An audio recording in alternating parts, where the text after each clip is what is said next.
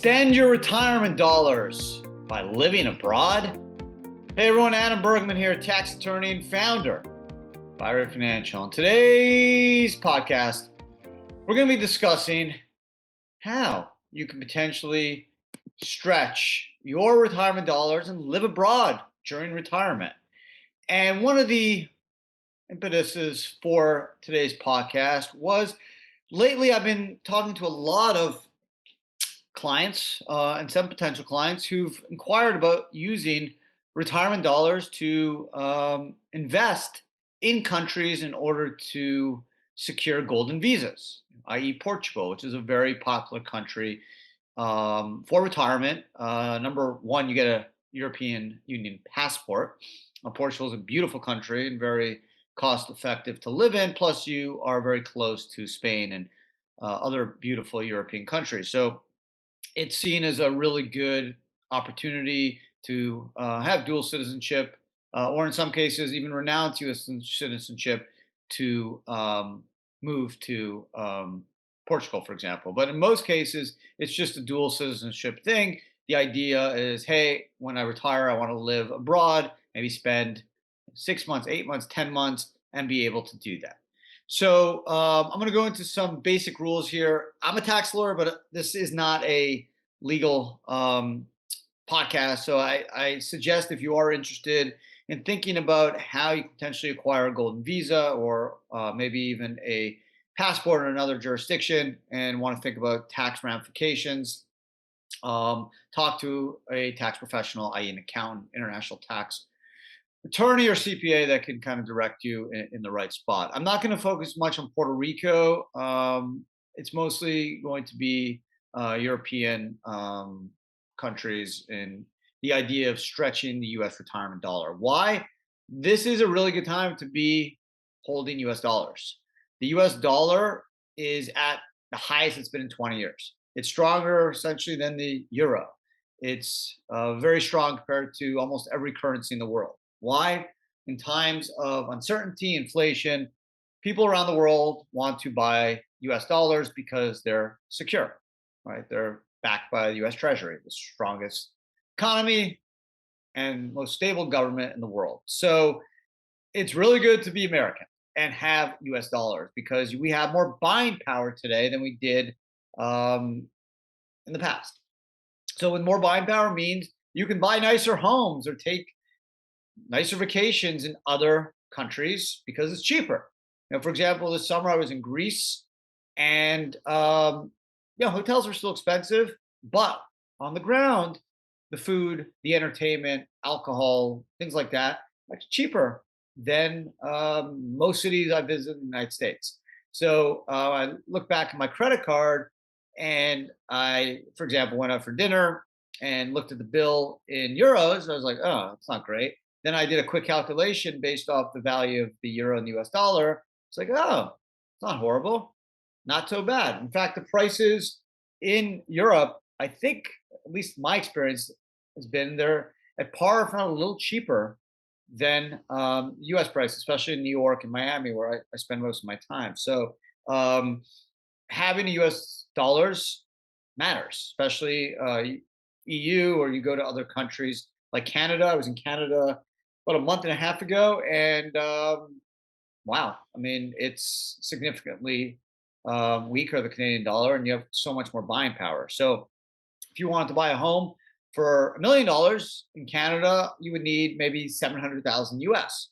And in Europe, you'll be able to buy homes, probably a nicer vacation slash permanent home than you would in the US for less money, because comparably prices are cheaper in Europe and your dollars will stretch. So people obviously have been looking to retire in the last couple of years with the pandemic. There's some stats I found that a poll showed that 50% of US adults 55 and older said they were retired, compared to 48% in 2019. So between 65 and 74 old age groups, 66.9% said they were retired, compared to 64% in 2019. Okay, so more and more people retiring with a strong dollar. Healthcare. European countries seemingly have better healthcare. I not sure about that. This is just an argument a lot of my clients talk to me about. I would have to push back on it. I grew up in Canada. Yes, it's socialized. You may think it's cheaper because it's free, but it's not a good system. It's good if you have a cold or a flu or maybe minor medical issue that you need someone to look at. But I can tell you, I have an aunt who is stuck in this abyss of a medical system. It took her almost 4 months to see a doctor, and been diagnosed with Parkinson's. She couldn't get a doctor for 4 months to see her. She got turned down from two hospitals that didn't even have time or an interest in seeing her. So Europe, the system's a lot like Canada, maybe a little better, but the quality, I don't think anywhere compares to the United States. It's not cheaper if you're paying for it. Although, hey, if you become a citizen of Portugal, you would be able to avail yourself of that medical system. But no, I wouldn't move to Europe, put it that way, for the medical system. I would move there for the quality of life, the ability to stretch retirement dollars, adventure, live in a different country, different culture, kind of rejuvenate your soul. But I wouldn't move there for the healthcare. That's my um, personal opinion. You can disagree with me, but I've had some experience. So, what's your option? So, most countries you can go to and spend less than 6 months from the United States. Most European countries or other places around the world. If you stay under 6 months, you don't have an issue. If you stay over 6 months, most countries are required to have a visa. Okay, so some justification for you staying, whether it's student or a retiree visa.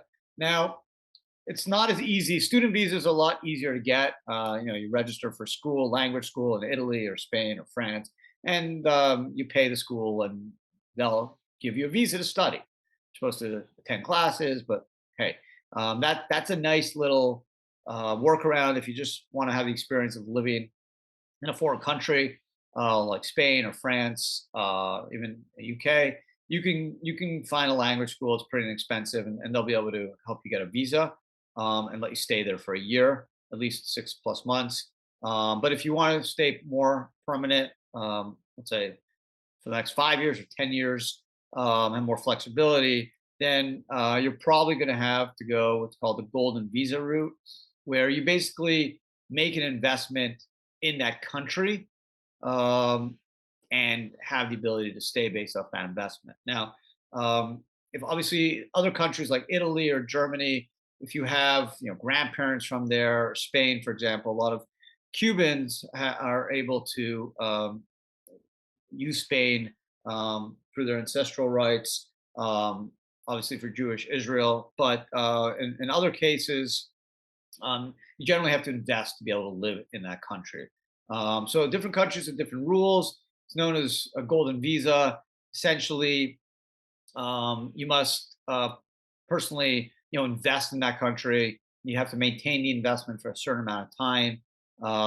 Obviously, you have to have no criminal background, and you must have the financial resources to sustain yourself.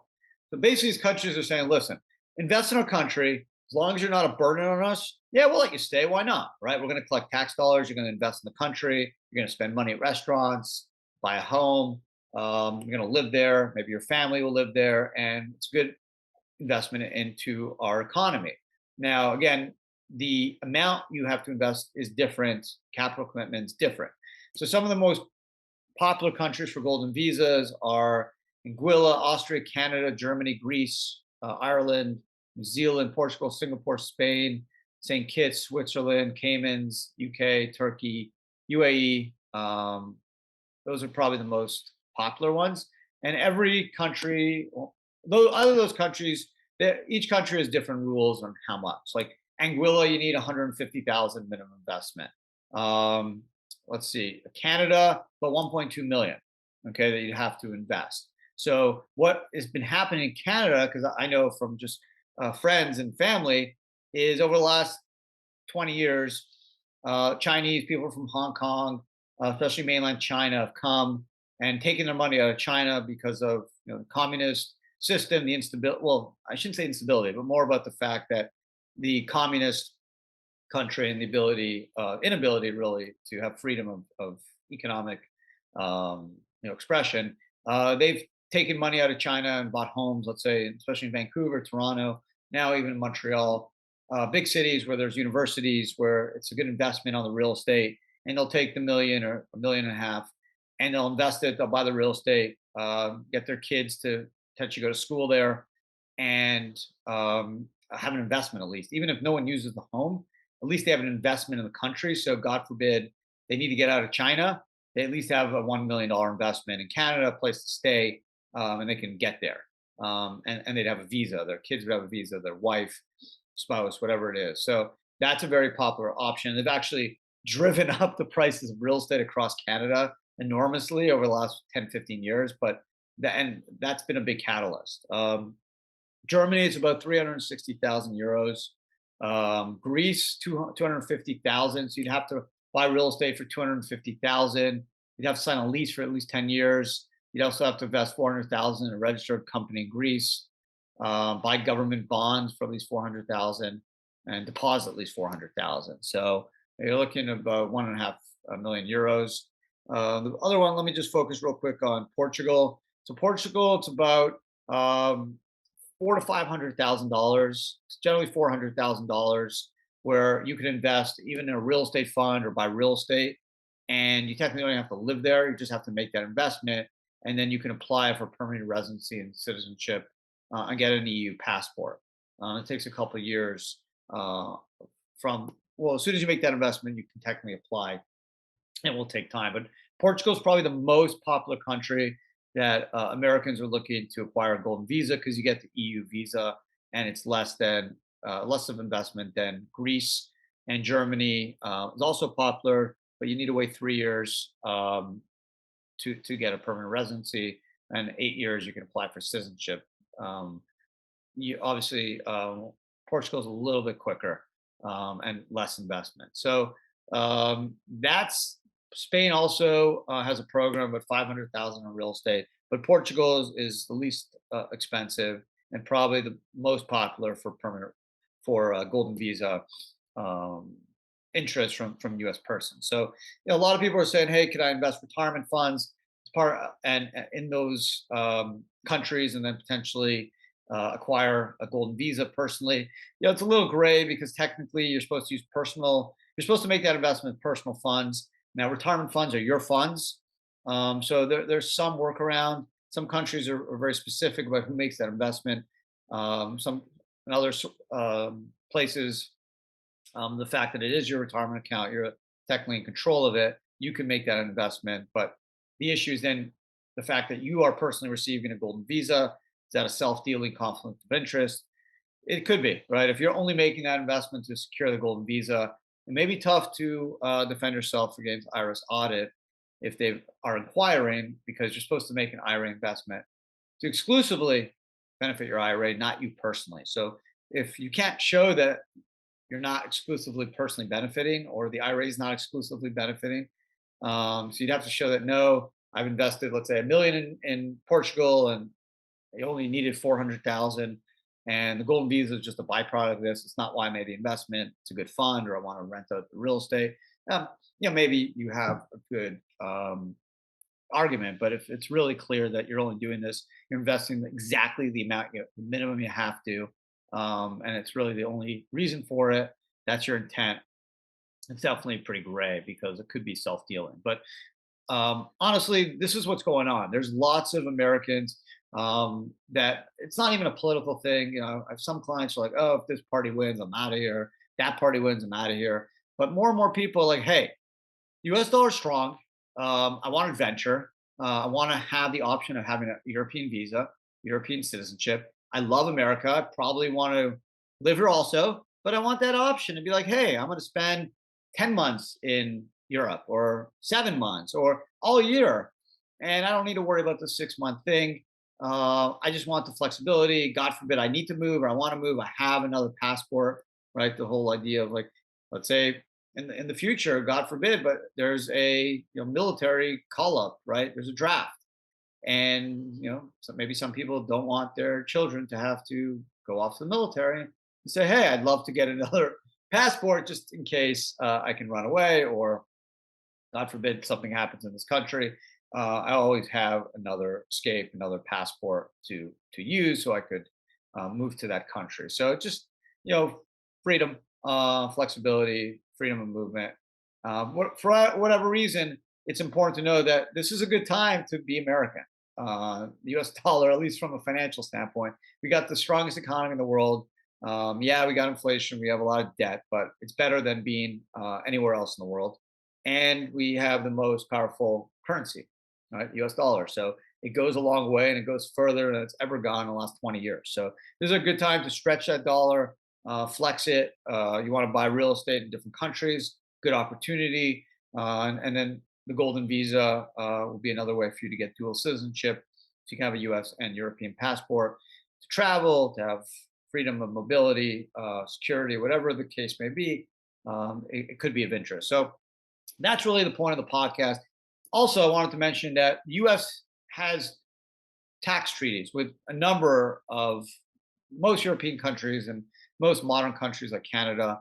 So that means you shouldn't be subject to double taxation because the Canadian or Portugal or Spain or whatever country, Germany, UK, have tax treaties to eliminate double taxation. So you should be able to eliminate any of those tax issues from income in one country being taxed in the other, like capital gains, things like that. Treaties generally do provide that if it's real estate, it would generally be taxed in the country where the real estate is located. And you should get a credit for what you pay in that jurisdiction to the United States when you file your return. Because the last thing I'll mention is unless you renounce your U.S. citizenship, you still have to file a 1040 U.S. return, even if you live permanently in a foreign country. United States citizens, residents, green card holders are taxed on their worldwide income, but the tax treaty, hopefully the jurisdiction you live in, will have a tax treaty. Cayman Islands doesn't, Belize doesn't, but other countries do, and that should be able to reduce any potential double taxation from sources of income. So, hope you guys enjoyed today's podcast. It was a fun one, but it's crazy. The last, I'd say six months or so, I've been inundated really by clients, non-clients, just inquiring about how to use retirement money to get a golden visa, or can I use my retirement money? Should I use it to just take it out and buy a villa in Spain or Portugal or wherever and just live there? It's a great time. Prices are expensive, but US dollar so strong. Let it roll. I think prices will come down in the next 6 months. Hopefully, the US dollar stays strong and I will get bang for my buck, buy a great villa or apartment or whatever it is, a flat, and either live there, rent it out, and potentially even get a golden visa, so I can have dual citizenship and have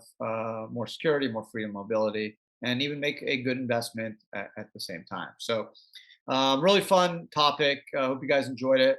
And listen, I have Canadian passport, U.S. passport. I love America, greatest country in the world. But hey, you never know, right?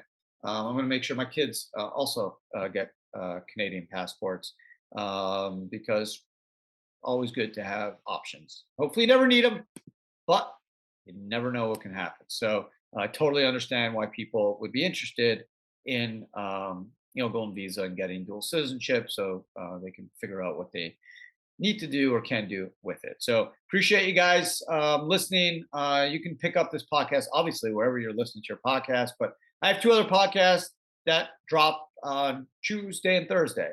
Add Bits, which provides a bit of information on various self-directed retirement topics, which drops every Tuesday. And Thursday is Add Mail, which is a mailbag of 3 of the best questions of the week on self-directed IRAs, 401ks, ROBs, investments, alts, privilege transactions, UBIT, you name it, we address it. A lot of fun. And check that out. That drops every Thursday. Otherwise, have an amazing, amazing week. And I'll see everyone again next week. Take care.